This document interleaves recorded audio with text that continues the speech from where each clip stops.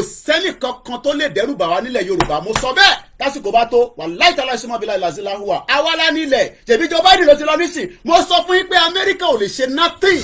Also be the last president of the Federal Republic of Nigeria because he is already selling us out gradually. Ṣé rò pé kékeré ni Buhari ṣe èyí tí Tinubu fẹ́ ṣe ó ju ti Buhari lọ ó fẹ́ fi local government ó fẹ́ fi gbá wa sí ẹ̀yìn tí gbogbo àwọn tó wà ní sábó wá lọ yànyàn kan wá fi ṣe emir kódà ẹ̀yin tẹ̀ ń sọ pé ẹ máa jẹ local government chairman ẹ realize pé Igbo ló máa jẹ local government chairman ní majority place of Yorùbá. Give more reason why Yoruba people must be prepared and ready for whatever will happen because Yoruba people will be free from the bondage and the shackles of the globalists àwọn olórí burúkú the IMF the World Bank and even the United Nations àwọn born bastard.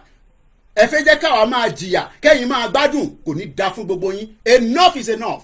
àṣemọ́ judicial system lè penalize àwọn people yìí irọ́ ni kò lè ṣe kankan because gbogbo wọn ti mọ George wọ́n ti mọ Tinubu bribe all the judges ní election tó ṣe tán yìí ẹnẹ́mi ni mo sọ bẹ́ẹ̀ Ọláyọmí Koiki.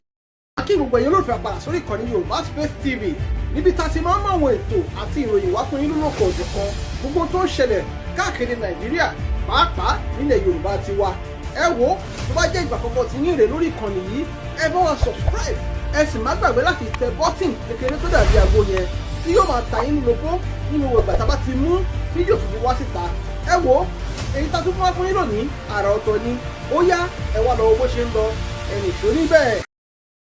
àbá Tinubu jà àmọ́ má tà wá fún north má lo local government kó fi lọ tà wá fún north because already tá a bá wo 774 local government Yorùbá ní 191 ká dúpẹ́ lọ́wọ́ Dr. Aliu ó ti ṣe àwọn analysis kan fún wa à pull it out ó wà lórí website mi koikimedia.com.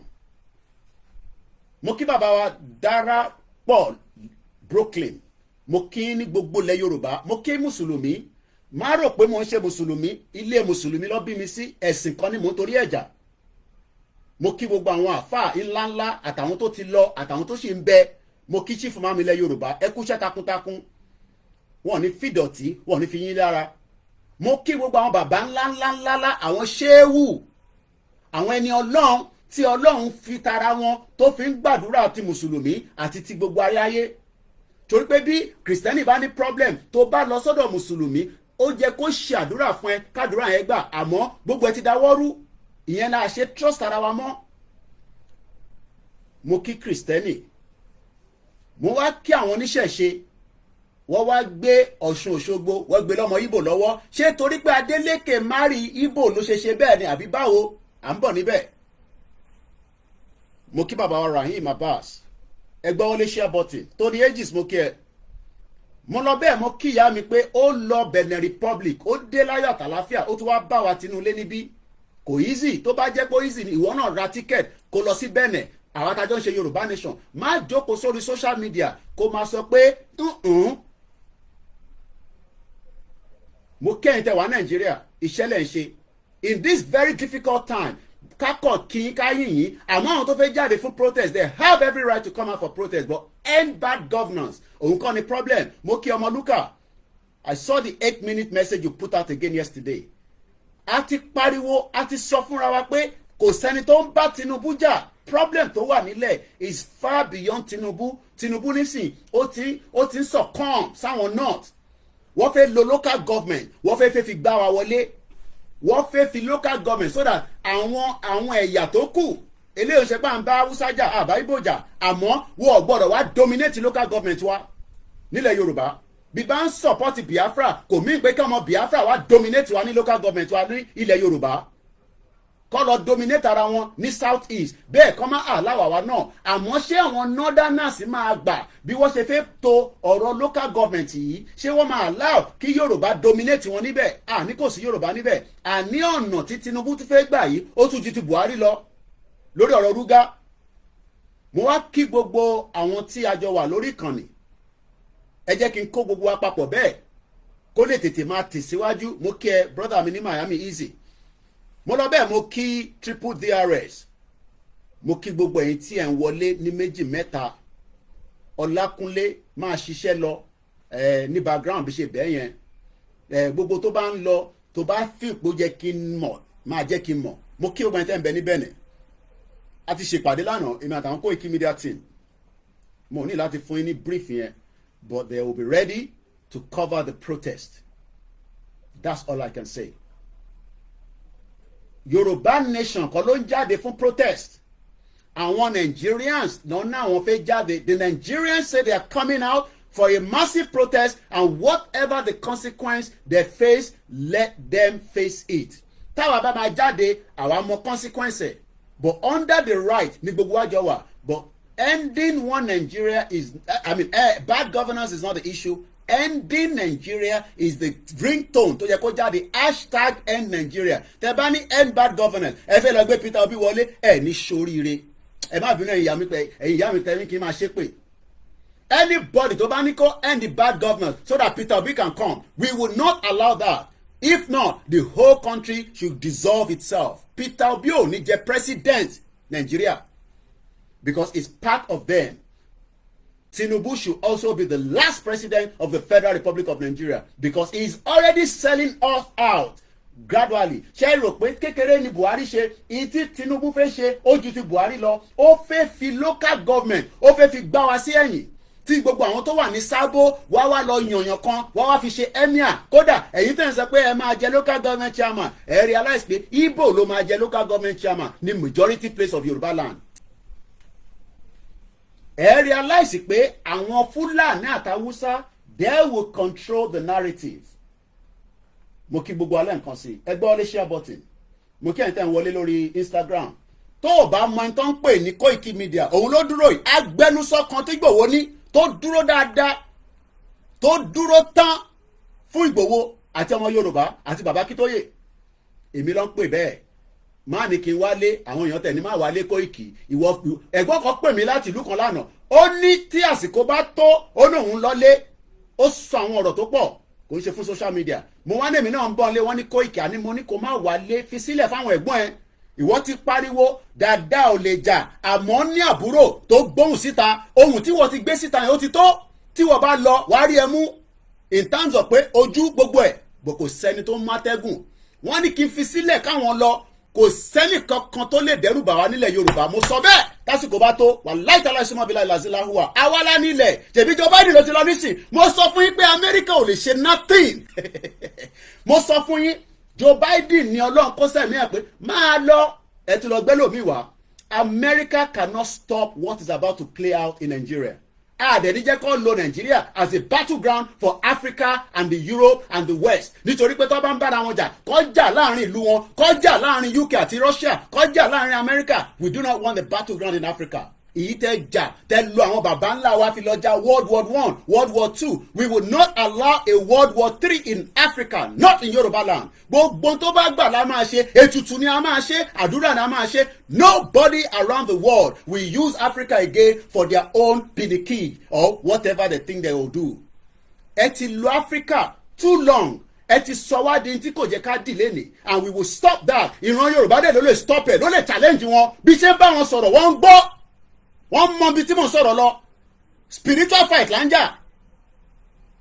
Àwọn ọ̀dẹ́ ní kú sí àwọn ọlọ́mà kú sí. Ọ̀gbẹ́ni tó bá gbé ọwọ́ lé wa lórí ẹ máa bá lọ ni ọba ni ìjòyè ni politician ni anywhere around the world nítorí pé the Yoruba people must be free from the bondage. Mo ní Tinubu ti tà yín ọmọ born bastard ni ó ti ta gbogbo wa but tásìkò bá tó lórí ilẹ̀ yẹn mo ní kọ́ńsọ́rí social media láti máa declare Yoruba nation. Ilẹ̀ wa láti máa wá make declaration yẹn tásìkò bá tó but for now let's give more reason why Yoruba people must be prepared and ready for whatever will happen because Yoruba people will be free from the bondage and the shackles of the globalists àwọn olórí burúkú the IMF the World Bank and even the United Nations àwọn born bastard.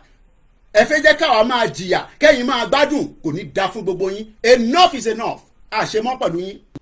A máa rewrite history tí ẹ ti bá wa tẹ́tí tọwọ́ bọ̀ a fẹ́ dá padà síbi tó ń bọ̀.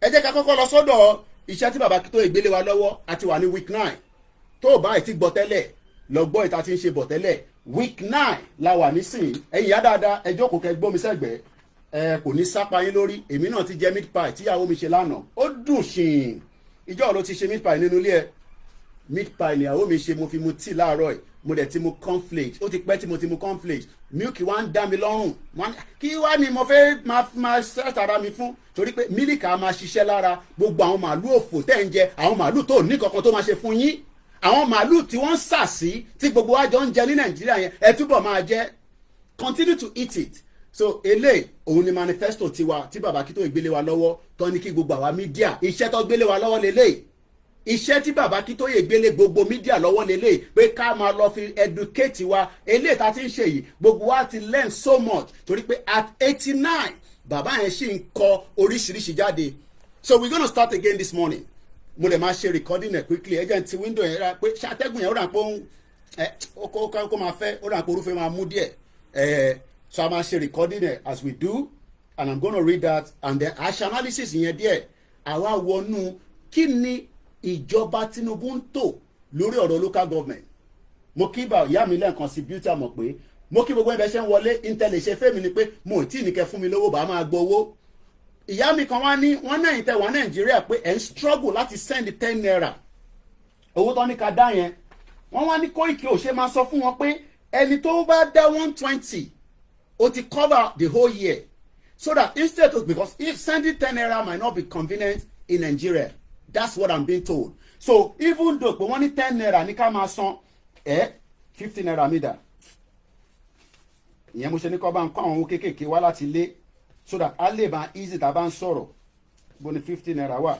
so what you can do for those of you ẹ̀yin tẹ́ wà ń lé ẹ̀yin náà fẹ́ meat pie ẹ̀gbọ́n mi triple DRS ẹ máa book ni o ìtọ́ ṣe sínú ilé ni mo ń ṣé torí mo ti dárúkọ meat pie nísìn wàhálà méjì ni mo jẹ mo fi mu tíì mo ti sùn mo ti ṣe school run èèyàn máa ń balance iṣẹ́ ìlú yìí àti family tó bá fẹ́ ní peace nínú ilé ẹ̀ máa dé kó sọ pé kíyàwó ẹ̀ ní kó lọ drop ọmọ kó nó rẹ̀ ìjàlẹ̀ máa jàgbẹ̀yìn ẹ máa kóra yín sórí social media bí ọmọdé mẹ́ta ni wàá máa balance wàá máa balance so bẹ́ẹ̀ mi ṣe ń bọ̀ báyìí mo kàn tún ṣe kí ni kàn mú bus pass yẹn fún ìyàwó pé òun ló ní èmi ò ní di bus pass iṣẹ́ tẹ gbé fún mi lélẹ̀ inú lélẹ̀ mi ń gbé ni mò ń sùn mò ń jí mò ń lọ bí iṣẹ́ o ilé tí mò ń ṣe kò ń ṣiṣẹ́ so ẹ̀yin tẹ wà nílé to make life easy for us lórí ọ̀rọ̀ 10 naira tó ní ká máa dá what you can do mo ń 100 naira mi ni o ìbò 100 naira yẹn wà intel ṣe ni pé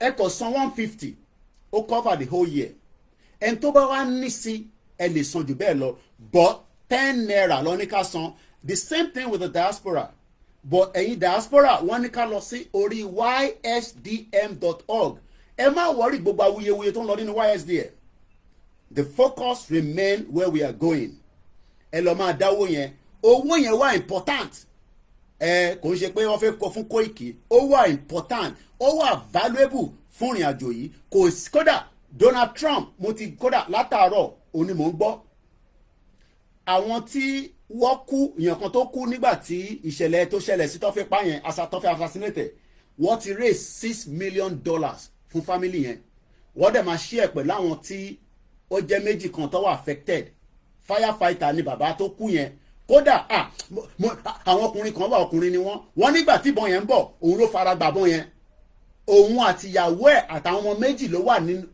lẹ́yìn Donald Trump so when the bullet was coming wọn náà ló fara gbà ló fi kú èmi ò tẹ́ gbọ́ bẹ́ẹ̀ tẹ́lẹ̀ rí because mo farabalẹ̀ gbọ́ gbogbo tí Donald Trump ń sọ and àdèmọ́ bíi election America fi lọ but wherever it goes kó favour ìrántí wa òun ló matter tó bá ti ní favour wa kó fira wọn sílẹ̀ àfẹ́ president tó ní favour ilẹ̀ Yorùbá oyè yìí tí mo sọ àwọ̀ endorse anybody but àfẹ́ president tí kò ní favour ìran Yorùbá èyí tó bá máa favour ìran Yorùbá láfẹ́ tó bá ní favour wa kó jágbàjàgbà wọn lọ so ẹ̀yin tẹ́ wà nílé ká tó move forward you can send 150 naira that will cover the whole year má no ní 10 naira má sọ fún mi pé ó ní 150 you must have 150 you must have 150 and if we have millions of us doing that àtàyàn diaspora tó yẹ pé 10 naira no $10 £10 it will help the movement money is needed kò síbi kankan tí wọ́n ti ní owó Donald Trump bó ṣe lówó tó wọ́n sì ń raise owó for the election tó fẹ́ ṣe as much as Donald Trump ní owó burúkú lọ́wọ́ owó wà lọ́wọ́ ẹ̀ even though gbogbo gbèsè kún ọ̀rọ̀ ẹ̀bí wèrè báyìí but wọ́n sì ń raise owó for the election Conservative wọ́n raise owó at the July 4th election. Labour Party wọ́n raise owó. So kí wàá ní tàwa máa sọ pé raise owó. We need money and money now. Mo kí grandma Lé Ajayi, mo kí gbogbo ibẹ̀ ṣe ń wọlé lẹ́yìn méjì. So how can we send the money? Ẹ máa need the naira account. Ẹ̀yin tẹ́ wà ní Nàìjíríà, ẹ̀yin tẹ́ wà ní America, ẹ máa send the naira. Ẹ lọ ṣe lórí website. Tẹ́ bá ṣe lórí website yẹn, wá tún issue receipt fún yín. Ẹ̀yin tẹ́ wà ní Nàìjíríà lè ṣe lórí website. Reason is because the Nigerian bank account kò káàdì yẹn ò lè ṣiṣẹ́ lórí website. Yes, 120 naira covers you for the whole year. So tẹ́ bá san 150 because tẹ́ bá yẹ pé 120 náà lè fẹ́ san, it covers for the whole year, and you know that ìwọ náà ó ti san tight yẹ fún ran Yorùbá, and that should be what should be our joy. So mo bẹ̀ wá ẹ̀yin tẹ́ wà Nàìjíríà, ẹ máa need the naira account. Any of our media, anybody tẹ́ bá béèrè account yẹn àní sọ lórí social media, but tẹ́ bá ti pè any media tẹ́ ní nọ́mbẹ̀ lọ́wọ́, bó jẹ́ tèmi ni, bó jẹ́ ti any one of us, wọ́n máa fún ní account details yẹn, gbogbo ala ni lọ́wọ́. You can pay money into that, and then you will know that you have done yours. Kódà bẹ́ẹ̀ bá tọ́jú receipt yẹn fúnra yín pé tó bá tẹ̀ dọ́jọ́ ọ̀la tó bá ní nígbà kan ní kó dáwó sí inú ìrìn àjò yìí, ìwọ náà bá wọn dáwó ó nọ́ra. Kódà that 120 ó wà bigger than any other money anybody náà bá ti ń dábọ̀. So it is important that we all make this donation, and it is voluntary. Má wàá dáwó kó wá béèrè lọ́wọ́ mi ní bí in 6 months pé Koiki owó ta dá yẹn, even though pé 120 ló dá, kí lẹ fi ṣe? Ní sọ́ńtà fi ṣe fún yín o. Èmi kọ́ ni mo fẹ́ lò ó. Under Baba Kitoye àti àwọn YSDM, àwọn ló máa mọ ọ̀nà àti ibi tó máa channel ẹ̀ sí for the purpose and the future of the Yoruba people. 2 years ẹgbẹ́ bíbẹ̀ dáadáa, 2 years màá tún ṣe program yẹn in another different topic, because topic tèmi ni pé we shall create a true and respectable judiciary. In tí bàbá sọ nìyẹn, tá a bá gba country wa tí bá ṣẹ̀ gẹ́gẹ́ bí ọmọ ìlú yẹn kódà wọ́n gbọ́dọ̀ ṣẹjọ́ yẹn without no favour. Ọláyọmí Koiki bá ṣẹ̀ lọ́jọ́ iwájú tí kò ní pẹ́ mọ́ lórúkọ Jésù Kristi láṣẹ Èdùmàrè ní intolon sọ pé what God cannot do does not exist. Ọlọ́run ló fẹ́ ṣiṣẹ́ kò ń ṣàwà, but a lè wá jókòó nísìnyí ní Ọlọ́run máa ṣiṣẹ́. So mo bẹ̀ wá, mo ò ní ẹgbọ́n mi dáadáa o, torí gbà ní bí ẹ yóò ṣe Yorùbá tí mo sọ ẹ̀gbọ́n ni, mo ò ní 120,000 o. Ìbọ̀dẹ̀ ti fẹ́ rí 120,000 ẹ ti jẹun kánú. Mo ní 120 naira, ṣé mo pe 1,000 nísìn? Torí gbàtẹ́ bá lọ nísìn lẹ́ máa ní Koiki ti ní kọ́ wá san 120,000. 120 naira. Ẹ fi ara balẹ̀ kẹgbọ́n tá à ń sọ. There is always time for action. Action mi pé kí nǹkan kó dàrú ká jà ká ìyẹn náà pè ní action, but for now àìtí ṣe action. Àwọn ọmọ Nàìjíríà lọ́nà fi ṣe action, ẹ jẹ́ kó lọ ṣe action. Àwọn àìtí ṣe action. Okay, we are not doing action now. What we are doing right now is we are doing awareness. Ẹ̀yin dẹ̀ kọ́lẹ̀ máa sọ fún Igboho àti Baba Kitoye ìgbà tó máa pè fún action. Nobody can push us to that action, because tá a bá ti jáde fún action a gbọ́dọ̀ sọ pé a fail. Tẹ́ bá ti fail, that will be the end of this movement. So better ká perfect ẹ̀ nígbà tá a fẹ́ ṣe action gbogbo ẹni ẹ̀ ti ready. Ẹ má push wa fún action mọ́ nísìn. Nígbà tá a fẹ́ ṣe action tá à ń sọ pé action ni o gbogbo yín sọ pé ẹ̀ ti ready. 120 naira ni o, mo ní 120,000. 120 naira. Mr. Dari kí lẹ sọ? Ẹni kì í mo fẹ́ kílì yín, mo kílì yín. Torí pé ìgbà tí ọ̀kan tún ní 120,000. Ṣé ẹgbọ́ 1,000 ni gbogbo tí mo ti ń sọ látẹ̀ǹkan? Mélòó ní ló ní 120,000 nínú account? Mélòó ló ní?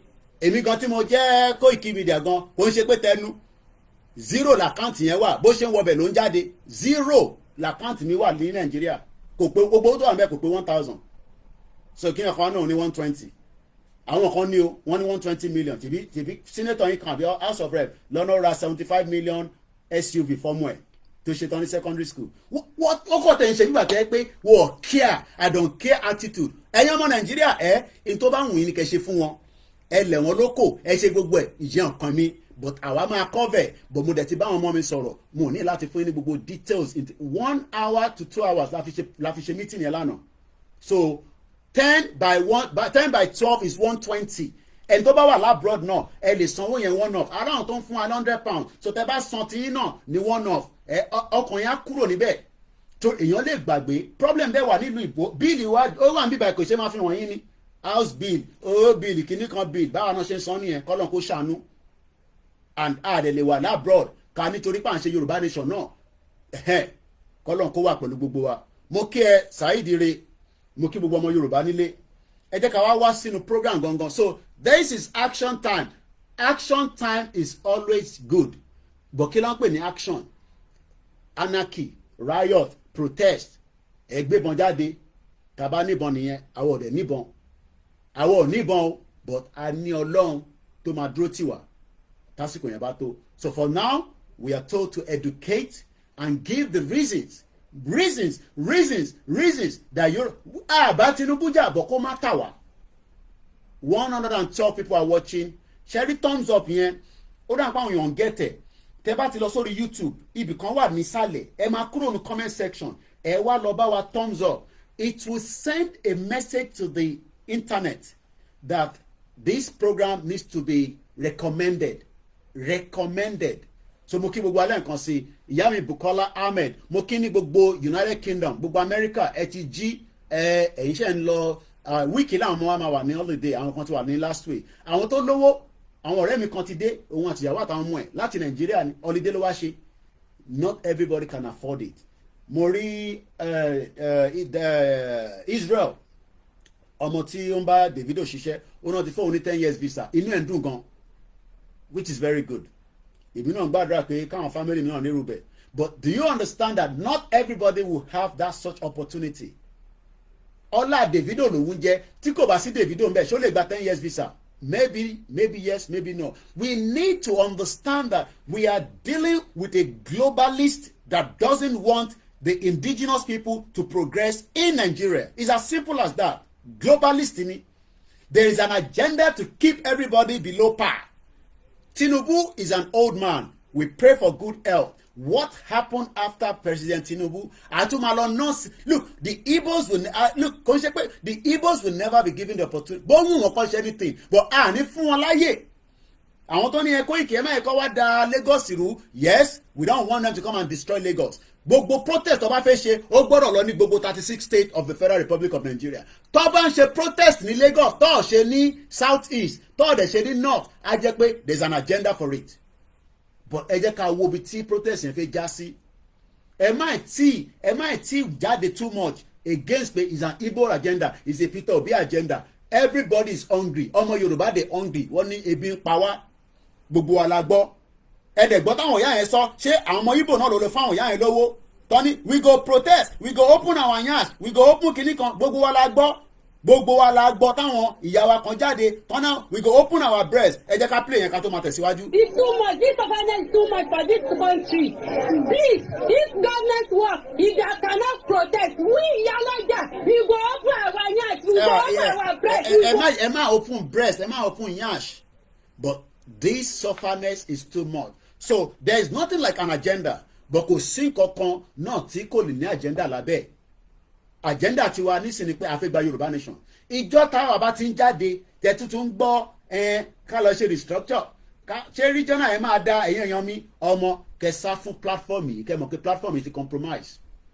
Kẹ sọ pé platform Koiki tí gbogbo yín gbójúlé but Ọlọ́run ni wàá ṣe bẹ́ẹ̀ fún wa light alive. Mo ní mi ní last man star èmi ò níbi kankan tẹ́mi lọ èmi tí ń wá ọjọ́ yìí ti pẹ́ èmi tí ń wá irú ọjọ́ yìí kò ń ṣe lénìí but kò lè yé gbogbo wa irú ọjọ́ báyìí àwa tí ń wá ti pẹ́ pé kó dé but àwa mọ̀kàn náà báyìí ló máa dé.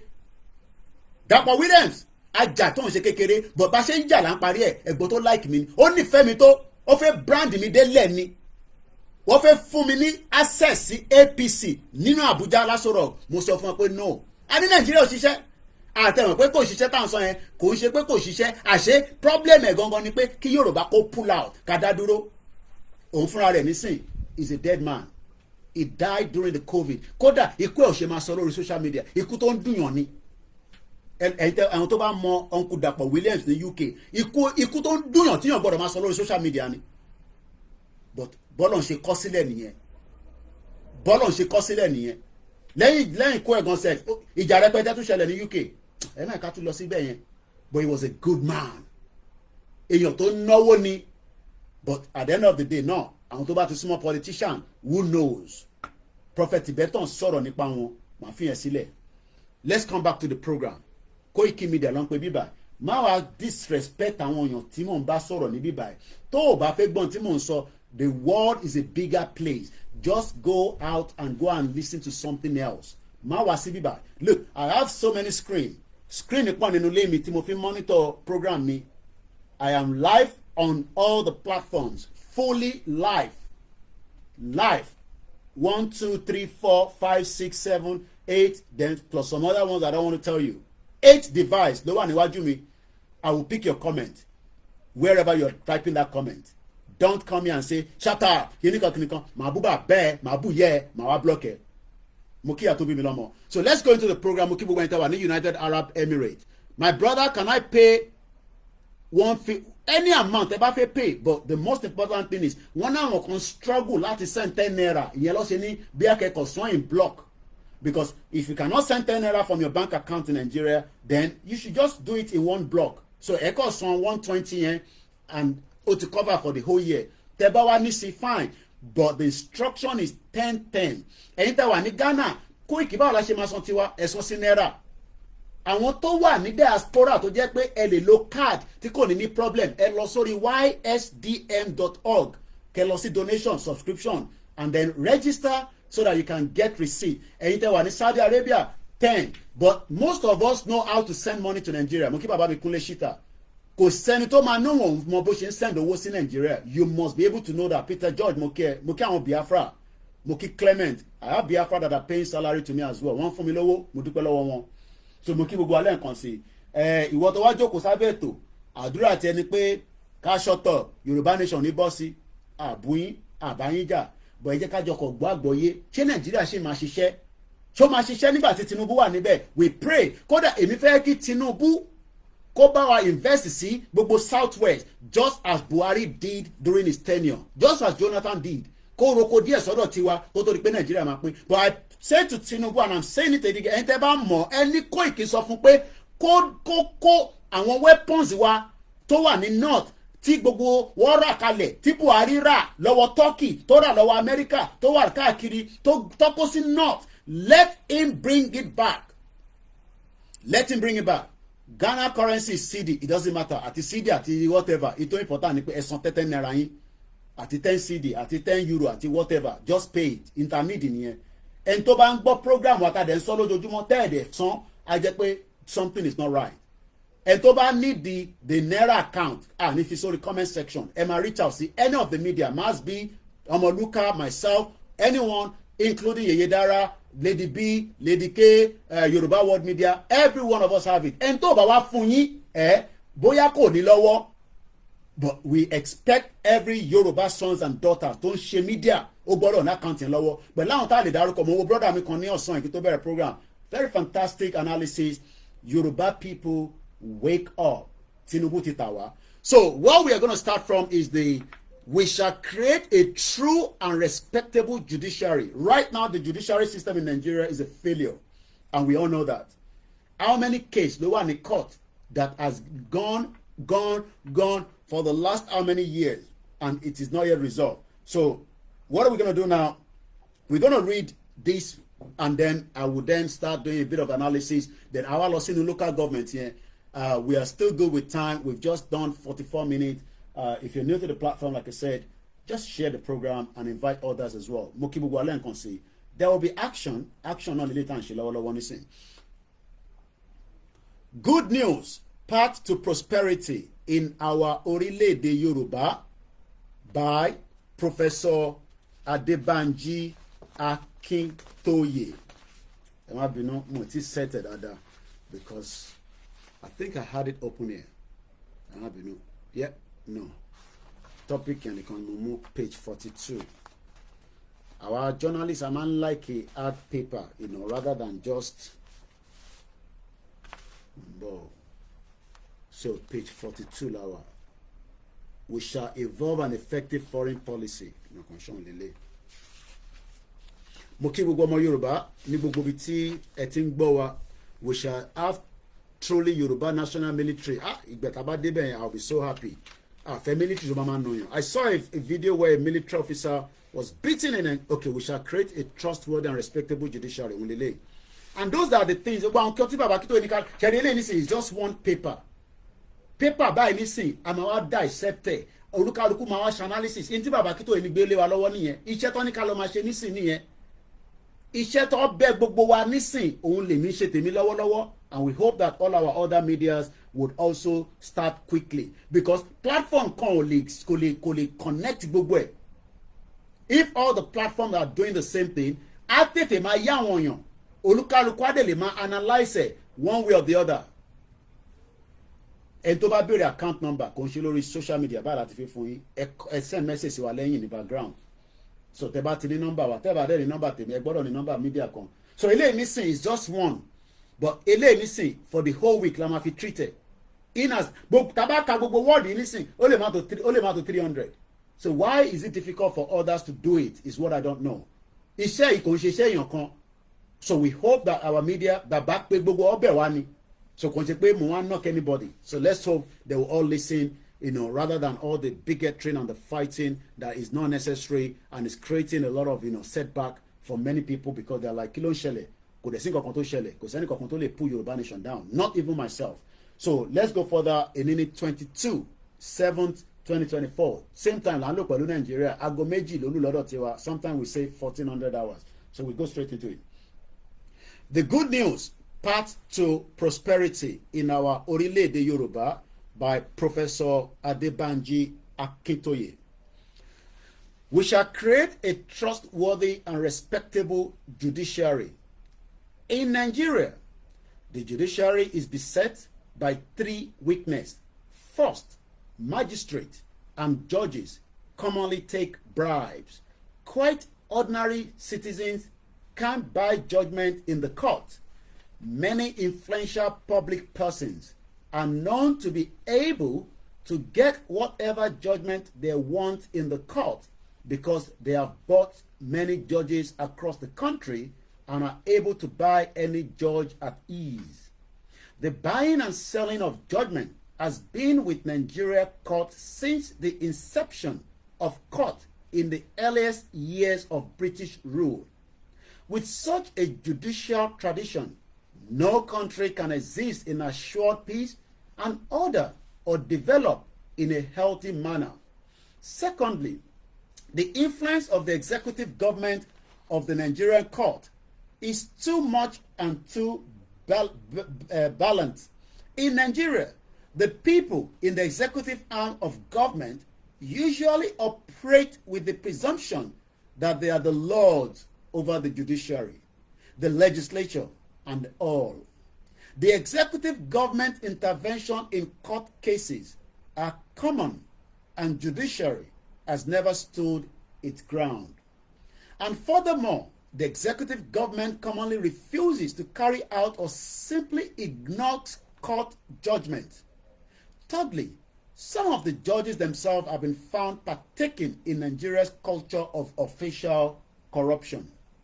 In the culture of stealing and sharing of public money, not long ago, millions of naira in naira notes were found by police officials in the home of a senior judge, and more recently, the Chief Justice of Nigeria was caught in the act of stealing millions of naira and had to resign. All this has been done much damage to the prestige of judiciary.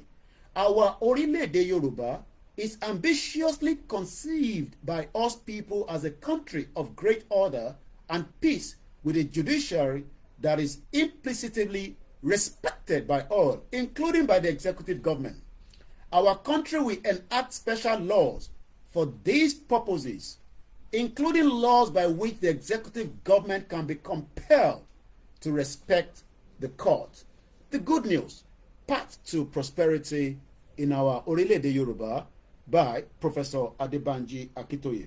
Now, we've read that part, and I want us to now come out with cases that you can remember. Ẹ má fi dẹ́mi nìkan. If you come out with any cases, I will just type it on the Google and we can talk about it. What case do you think that we should talk about when we talk about the failure of a judicial system ní Nigeria lẹ́ni? Ó lè jẹ́ ní local state ní local ní state level or the federal level. Ṣé governor ni wọ́n gbé lọ sí court ni?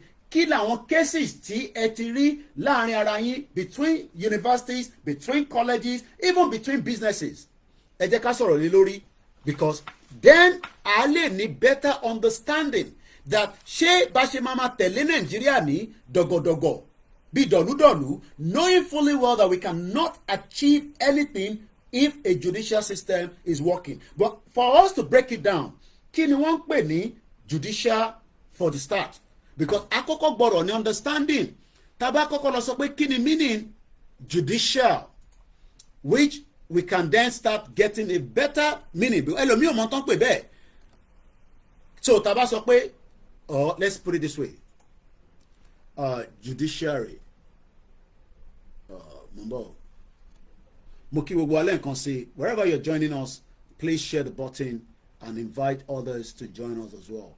This is Koiki Media Live, as we continue to educate and prepare our mind on the total exit of what is known as Nigeria. So judiciary.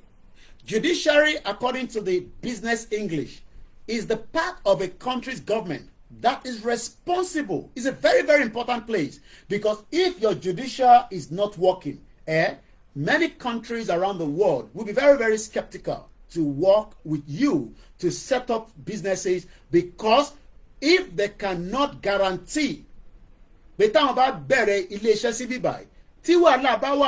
the staff and the company, what do you do? So the part of a country's government that is responsible for its legal system, and which consists of all the judges in the country.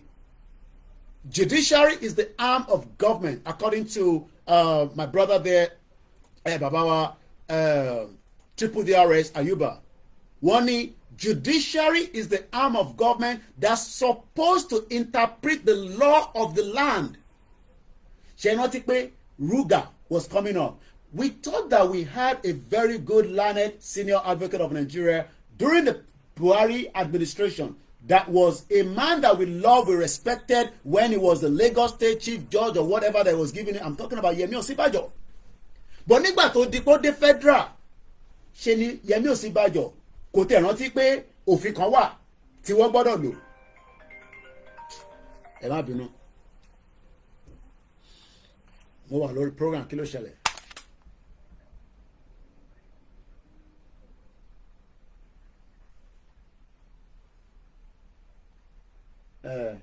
Yeah.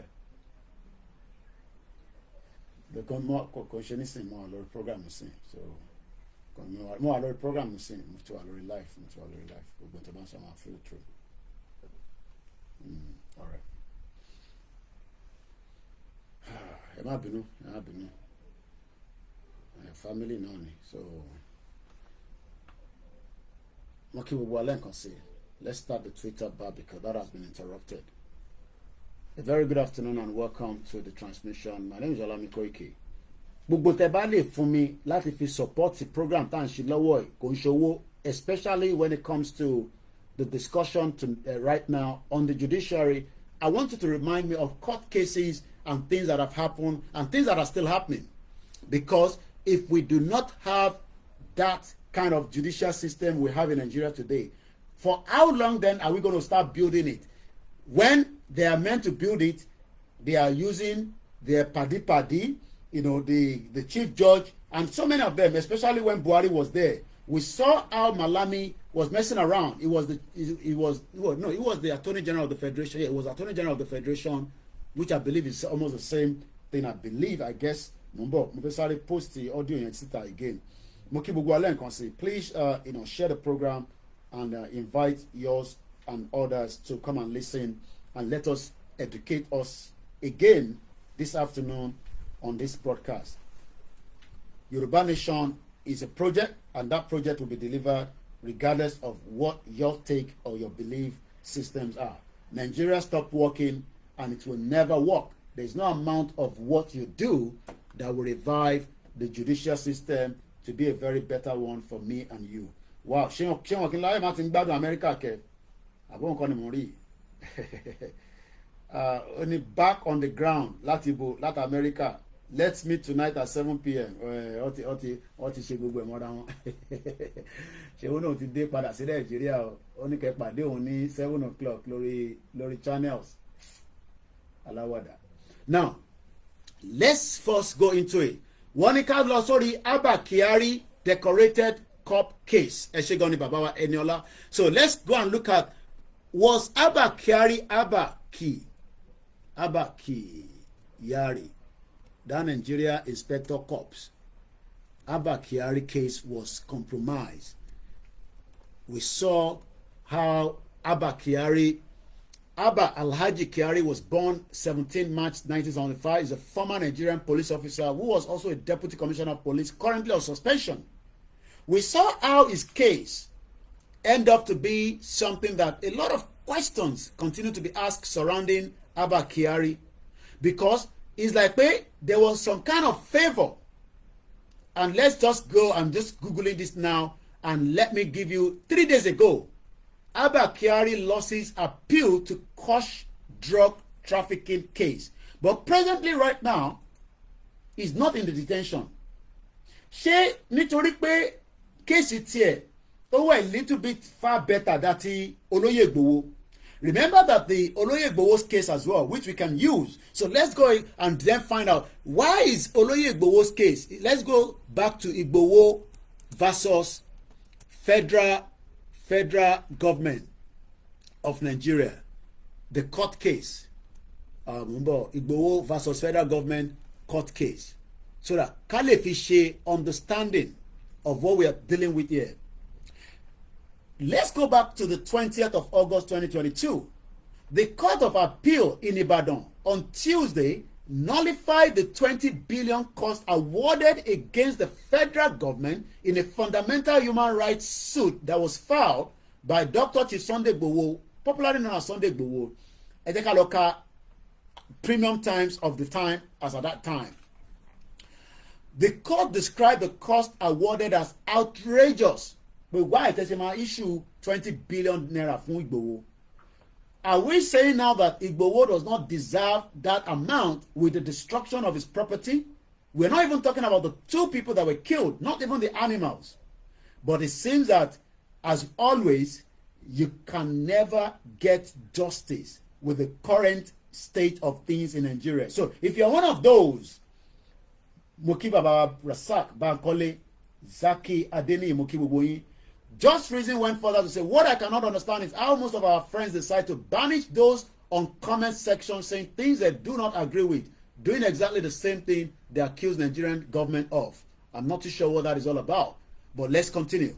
The Court of Appeal in Ibadan, this was sometime around last 2 years ago, August precisely the 30th, 2022. The Court of Appeal in Ìlú Ibadan on Tuesday said, no, we cannot award Igboho 20 billion naira against the federal government in a fundamental human rights suit that was filed by Igboho as at the time. Ladiran Akintola, a judge of the Oyo State High Court on September 17, 2021, awarded 20 billion cost as an exemplary and aggravated damage. God, thanks so much, Just Reason. Let's go and look at the meaning of aggravated, because I want to school. So for us to first understand aggravated, okay, into meaning so let's first go for aggravated. So the word aggravated. Pronounce African with them if you pronounce it. Aggravated. Aggravated. It is made more serious by attendant circumstances. We can always say as well that made some severe in recognition of a seriousness of an offense. The offense of Osele is even worth more than the 20 billion. But the judge just looked at it and waited and said, okay, for peace to reign between Ashimbolori and Nnamdi Kanu as well. But let's first talk about Igboho's case. Between Igboho and federal government, you have gone to his house. You have not issued an arrest warrant. Maybe if that arrest warrant have been issued, Igboho did not turn up, you will turn up in the daytime, not in the night. You don't go in the night as if Igboho was a criminal. But Afunaya Olori Buruku Omo Igbo, as at the time, there was a DSS communication, whatever, said that they had intelligence Intelligent that Igboho was stockpiling weapons in the house, but all the terrorists that are stockpiling and invading the military barracks, they don't have any evidence to know where they are right now. But one mọ̀ bí tí Igboho wà, wọ́n ti rí lórí satellite pé, oh, Igboho is stockpiling weapons. And as Professor Wole Soyinka said, that was just cock and bull story. We know that the government are used to that. It's not the first time that the government will say, oh, we know that you are carrying weapon. But àwọn tó ń jí owó nínú Nàìjíríà tó fi lọ ń ra weapon. I'm talking about the current defense minister, Bello Matawalle, that the terrorists have confirmed to us that àwọn ní òun ló ń support àwọn financially and giving them all the backing. So aggravated, when we say the word aggravated, what does it mean? Angry or displeased, especially because of a small problems or annoyances. The Igboho problem was not a small one. It was a massive problem because not only people were moved into Abuja that had to endure pains for weeks and weeks and weeks. We lost 2 innocent Yoruba people that should not have died. Tó bá tẹ̀ máa wá máa kú, á kọ̀ jẹ́ pé bóyá wọ́n accident, but they were killed by a Fulani man that gave the instruction to take the head of Igboho, because Igboho was asking for the right of the Yoruba people not to be massacred, not to be killed by the same element of people. So you can see the injustice tó ń lọ nínú Nàìjíríà. So ìwọ tí o tẹ̀ tí jẹ́ èèyàn tó yẹ pé à ń gbàdúrà pé kó lè jẹ́ èèyàn, but o lè jẹ́ èèyàn nínú Nàìjíríà fi tó bá ń parọ́ fún rẹ. Kódà tó bá súnmọ́ àwọn tó jẹ́, well, I was listening to, like I say, my brother Saidire, and he was making some point there. Tó bá tẹ̀ lọ ńlá dí wọn, wọ́n máa padà fọ́gbò mọ́ ẹ lórí bíi Koko Zaria náà ni. Because you will still be disrespected. By now, ó yẹ kí ọlọ́pàá ti gbé Koko Zaria. Whether ó wá commit offence kò commit offence yẹn, ọlọ́pàá láti kọ́kọ́ gbé kó wá ṣe investigation. But we are living in a system where everybody is powerful. Tó bá ti lè fọ́gbò tó lè gúnyàn, tó bá ti lè dúró tó lè yìnbọn, you become a very powerful person in Nigeria, and you are likely to go away with all kind of manners of crime. Where are all the crimes against Fayose today? Wọ́n kàn postpone ẹni. FFK ṣì ní case ní court, wọ́n ti dájọ́ láti judge. Ó dẹ̀ ń jayé lọ nínú Nàìjíríà. Many of these politicians all have cases. Níbo ni kíní wà nísìn, Yaya Bello? Tí wọ́n bá lọ sáré jí nǹkankan nísìn, or kò ní misunderstanding pẹ̀lú èèyàn, wàá rí pọ́lọ́pàá máa tiẹ̀ mọ́lé. But ọlọ́pàá ò lè ti Yaya Bello mọ́lé kódà wọ́n tí mọ̀ bí tó wà. So the judicial system in Nigeria will not be the same when we have a country like Yoruba Nation. Let me bring it back to the UK. Gbogbo ilẹ̀ rí nígbà tí mo lọ sí court during the Dezani trial in London. Kí ni wọ́n charge Dezani fún? Wọ́n charge for a crime. A crime. Mo ń bọ̀, ẹ yẹ ká padà síbẹ̀ because à ń ṣe analysis n tó ń pè ní judicial system. Alison Madueke tó ń pè ní Dezani. Ó ṣẹ̀. Ó wá sáwá sí Nàìjíríà, ó sáwá sí UK. Ó rò pé tóun bá wá sí UK, òun máa free. Àbí bẹ́ẹ̀ kọ́. Ó ti wá gbàgbé pé UK wọ́n máa padà lè mú, and that is exactly, what happened to Dezani. Mo ń bọ̀. Mo kí gbogbo alẹ́ nǹkan sí. Dezani Alison Madueke, born just on the day that Nigeria was given a fake independence. She was born on December 6, 1960, just about a few months after. 63 years old from Port Harcourt, took advantage of what Nigerians should have enjoyed for herself, her cronies, Aluko, and the rest of them, all the criminals. And yet, she thought that she would run away, even though Tobawa Nigeria, there's likely, Moki, our pastor, one good day, Nigerian judicial system is full of evil. Moki, Bishop Adeshino, if you have the time, maybe later, after a few more minutes of my analysis, I will allow you to come through. Because this judiciary gongo is the backbone of any country. If the judicial has failed, Moki Babawa Gamil Suraju, Moki brother Wale Konsi, Brooklyn, if we failed in having a judicial system, we cannot say we have a country. That country is as a failure. Everybody must be innocent until proven guilty, at the court of law, and that is exactly what the Zani is enjoying today. But the NCA, the National Crime Agency, according to the BBC, or should I just go straight to the NCA themselves website, even the Sky, these are all the headlines that came out of Dezani. We are not saying Dezani is guilty of the crime here because she's not been found guilty. So Dezani is enjoying what many of you will not be able to enjoy in the present day Nigeria. She has been given the bail condition, yet Nnamdi Kanu has surpassed all that, but yet the government continue to hold him on whatever reason. Ìyẹn la ṣe ń sọ pé tí gọ́ọ̀mẹ̀ntì Tinubu bá jẹ́ gọ́ọ̀mẹ̀ntì tó ní làákàyè tó dẹ̀ fẹ́ jẹ́ kí atẹ̀ní pé integrity wà nínú ìjọba ẹ̀, kò sí any reason tó gbọ́dọ̀ mọ́ọ̀dì Nnamdi Kanu, kò sí any reason tó gbọ́dọ̀ má ti sanwó fún olóyè Ìgbòho owó gbà má bínú. Wọ́n fún Ìgbòho lówó gbà má bínú, wọ́n tún gbé ẹsẹ̀ lé owó rẹ̀ tí ó jẹ́ pé òun ló lọ ṣiṣẹ́ àgún ẹ̀. I don't understand, and you want us to remain in that kind of system. Ìwọ tó tẹ̀ jẹ́ èèyàn, à ń bẹ Ọlọ́run pé kò jẹ́ èèyàn ni, but o lè jẹ́ èèyàn nínú Nàìjíríà. Èèyàn tó bá máa jẹ́ á jẹ́ pé lẹ́yìn ìgbà tá a bá kúrò nínú Nàìjíríà kò sẹ́ni kankan tó lè jẹ́ èèyàn nínú Nàìjíríà. And I'll give an example. Tó bá kọ́lé tó bá ní problem pẹ̀lú any one of you within that house tó kọ́ yẹn, o lè ní better legal system tó máa support ẹ̀. Ǹjẹ́ mọ̀ pé àwọn diaspora nílùú yìí, most of us enjoy what they call kí ló máa ń pè gbọ́n mi triple DRS. There's a legal term that tó o bá lówó lọ́wọ́ ìjọba máa support ẹ láti gba funding fún legal case tó bá fẹ́ ṣe. Ó ní bó ṣe máa ń pè bí wọ́n tó bá fi sínú comment section, mo rántí mọ́ nísìn, you will be able to get legal assistance. Ṣé rí gbogbo rally time tó máa ń ṣe ní London, àwọn òyìnbó náà tó ń ṣe kò ń ṣe tiwa o.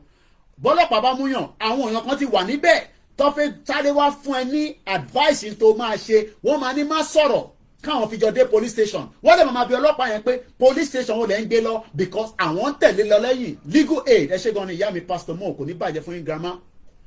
Gbogbo ọmọ tó ń gbé ní UK oníwèé òníwèé gbogbo wa ti jàǹfààní tó ń pè ní legal aid. Ẹ ṣe gan ni triple DRS.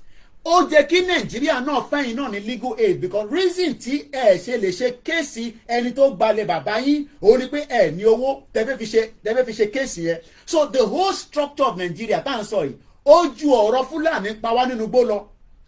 There is so many obstacles that cannot be resolved tá a bá ṣì wà nínú Nàìjíríà gẹ́gẹ́ bí ọmọ Yorùbá, but tá a bá gba Yorùbá country ẹni tó náwó tó lówó ó ní right láti gbé olówó lọ sí court, legal aid ló máa lò. O ní láti sọ pé olówó tí Ọ̀tẹ́dọ́lá bá ṣẹ̀mí lọ́jọ́ ọ̀la tàbí tí wà nínú ilẹ̀ Yorùbá máa gbé lọ sí court, but ìjọba ilẹ̀ Yorùbá ló máa fund mi nítorí òun lówó. Ìdí tí ẹ ṣe lè ṣe many cases nìyẹn tẹ ṣe ń fail because you want to prove that you are living in a country where that country does not support your legal aid. Mo kí àwa Sarah Ajayi ẹgbẹ́ wọlé share button, and this is the reason why tí bàbá kí tó yẹ ṣe sọ pé for us to have a better life, for us pé ká lè wá jẹ ayé, má sọ pé o kọ́kọ́ fẹ́ lọ jẹ ayé lọ́run, n kọ́kọ́ jẹ tayé bíbá iná, o tí jẹ ti bíbá o wá náà lọ jẹ tọ̀run. Why are you looking for the afterworld when we should be surviving here first before the aftermath of whatever happened to us in the near future? Many of you ó jẹ́ kẹ́ máa sue local government. That local government yẹn gan nísìn ó ti fẹ́ di wàhálà sí wa lọ́rùn. Ìyẹn máa wá ní towards the second half of the program. A ṣẹ̀ṣẹ̀ 1 hour ni. Ẹgbẹ́ wọlé share button. Mo kí ẹ̀yin tẹ́ wà lórí MixLR. If you have joined us from there, mo kí ẹ Abiodun Ogunmola. 5 people are listening there. Allow Baba, good afternoon to you. MixLR saves you a lot of money because ẹ ní láti ní data púpọ̀. Mo kí àwa Jọkẹ́ Bọ́dúnrin. One, that's a fact. Many Nigerians should have access to legal aid. Mo kí àwa Modúpẹ́ Ẹ̀ṣẹ̀gànnì Alówóyè. I stand with Yoruba nation. Àsìkò ti tó láti gba òmìnira fún ọmọ Oòduà. Ẹ̀ṣẹ̀gànnì grandma ẹ má bínú tí ìbá porúkọ yẹn dáadáa. Mo kí bàbá wa ìyá mi Esther as well. Àwọn màmá ti gbórí wọlé lẹ́nìí. Àwọn màmá tó ń dáàbò bò wá, mo ní láti bàtà bẹ̀rẹ̀ Yorùbá nation, èmi máa ń sùn máa ń datọ́ ni torí pé kí ni ẹ̀rù gbọ́dọ̀ bọ́ odò nígbà táwọn ìyá yìí ṣàdúrà fún wa lójoojúmọ́. Wọ́n ní ìwọ máa lọ sùn, ariwo tí wọ́n pa yẹn wọ́n ní àtàkẹ́ lóru, àwa ń ṣàìsùn fún wọ yàtọ̀ sí pé ìyàwó tèmi náà ń ṣe lójoojúmọ́. Mo kí ìyàwó Fewé bí Esther, mo kí ó rà pé ìlú Ìbàdàn lẹ́wà bó dẹ̀ pẹ́ dẹ̀ sí travel ní Ìbàdàn náà ó yẹ kí gbogbo wa ní legal aid. Every local government, every province ó jẹ́ kó lè gbé anybody lọ sí court kí o dẹ̀ gba legal aid.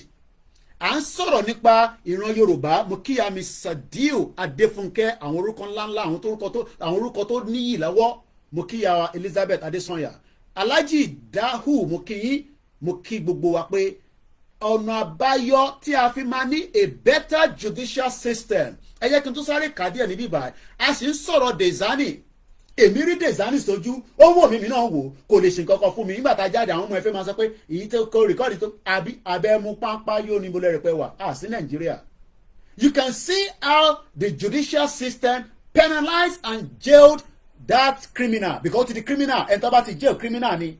Ẹni tó ti jail ni a gbọ́dọ̀ wà careful láti pè ní criminal, but crime against humanity Dezani ti ṣe. Owó tán ni kó fi túlù ṣe, owó epo rọ̀bì òun ni wọ́n ṣe fa Dangote, wọ́n ti rá lẹ́pọ̀n báyìí nísìn, ó náà wọ́n ṣe stealing, wọ́n náà ti sú òun. So in tí wọ́n ṣe wọ́n fèsì nísìn, ǹjẹ́ o mọ̀ pé àwọn ọmọ Yorùbá ń fèsì nínú igbó pẹ̀lú àwọn Fúlàní olórí burúkú tẹ́lẹ̀ kó wá tí wọ́n jẹ́ kí àwọn Yorùbá kọ́rí ayé ṣe, àdẹ̀ tún lè gbé wọn lọ sí court. Tá a bá lọ sí police station ṣe lọ́lọ́pàá máa sọ fún wa pé kí ló wá ṣẹlẹ̀, wọ́n gé yín lọ́wọ́ ó dáa wọ́n máa ba gbogbo kéèsì yẹn jẹ́. Kódà ọmọ Yorùbá ló máa tì mọ́lé.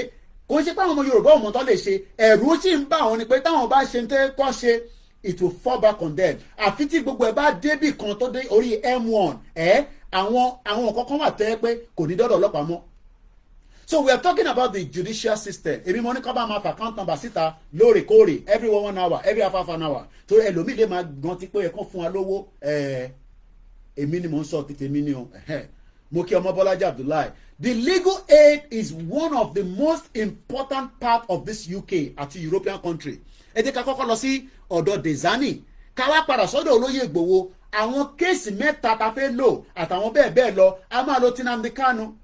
We might not agree or love Nnamdi Kanu. I am not here to defend him, but I am saying that ṣé bí wọ́n ṣe Nnamdi Kanu pẹ̀lú the judicial system Nigeria, is it right? Ó má lè jẹ́wọ́ náà, ó dẹ̀ lè jẹ́ mi náà. Kódà tá a bá sì wà nù Nàìjíríà tá a náà ṣe Yorùbá nation. Ṣé bá ṣe máa wà náà nìyẹn tí wọ́n máa lo agbára lé wa lórí? Many of the politicians should be in the prison, but they are there moving around and still telling us that kò sí nǹkan tá a lè ṣe because àwọn àtàwọn George wọ́n jọ ń mu ọtí ní Èkó club ní Ìkòyí club kìíní kan polo gbogbo ẹ̀ lọ́jọ́ wọ́n ń ṣe fàájì and they do not care. Ike Ekeremadu ní padà sí Nàìjíríà until tí Tinubu máa fi ṣe gọ́ọ̀mẹ̀ntì ẹ̀tàn tí kò lè ní bóyá by the time tí Ike Ekeremadu fi jáde kò ní sí Nàìjíríà mọ́. That is subject to me and you if we truly want Nigeria to go. Because kókò jáde kó gbọ́ pé Biafra ti dé ìlú ẹ̀ ni kó máa lọ kò ní láti lọ sí Àbújá mọ́ tó bá lọ sí Àbújá kò ní sí property fún mọ́ kọ́lọ̀ ń jẹ́ kí gbogbo property tó jí kó ṣì wà available because they keep stealing money. But ẹ jẹ́ ká gbọ́n tí wọ́n sọ nípa Dezani Alison Madueke another criminal tí gbogbo wa mọ̀ ní Nàìjíríà tó wá sá lọ tí Bob D sọ fún wa pé ó ti ní breast cancer. So ṣé ìgbà tó wọ bra gold yẹn ló ní breast cancer ni àbí kó tó wọ̀? Because we know that inú ilé Dezani wọ́n ní wọ́n jí owó kan nínú bẹ̀ over £5 million tí kò bá jù bẹ́ẹ̀ lọ. Èlò gan ló wà nínú ilé yẹn. I pity a lot of Yoruba people tẹ̀sí sọ pé fẹ́ support Nigeria. Dezani himself or herself owó tó ní wọ́n jí nínú ilé lọ́wọ́ ẹ̀ wọ́n jí góòlẹ̀ wọ́n jí kinní kan ó wá lọ report làwọn yẹn wá ní ẹ ṣe díẹ̀díẹ̀ owó tó wọnú ilé ìjọ owó táwa jí lọ. Ẹ rántí Ìkòyí saga àbí Ìkòyí gate owó tó kúrò mẹ́. How many money ló ti kúrò? Ǹjẹ́ judicial system lè penalize àwọn people yìí? Irọ́ ni kò lè ṣe kankan because gbogbo wọn ti mọ George wọ́n ti mọ Tinubu bribe all the judges ní election tó ṣe tán yìí. Ẹnẹ́ mi ni mo sọ bẹ́ẹ̀ Ọláyọmí Koiki. They are all criminals. Criminal gidi òun ni Tinubu, criminal gidi ni Ambode, criminal gidi ni gbogbo àwọn olóṣèlú yín ẹni kọ́ jáde kọ́ wá fi ògùn búra kò ń ṣògùn tí àwọn babaláwo tí wọ́n máa mú wa àwa la máa lọ mú àwọn babaláwo tiwa wá tọmọ wa búra nídìí ògùn má gbé Bible wá má dẹ̀ gbé Quran wá.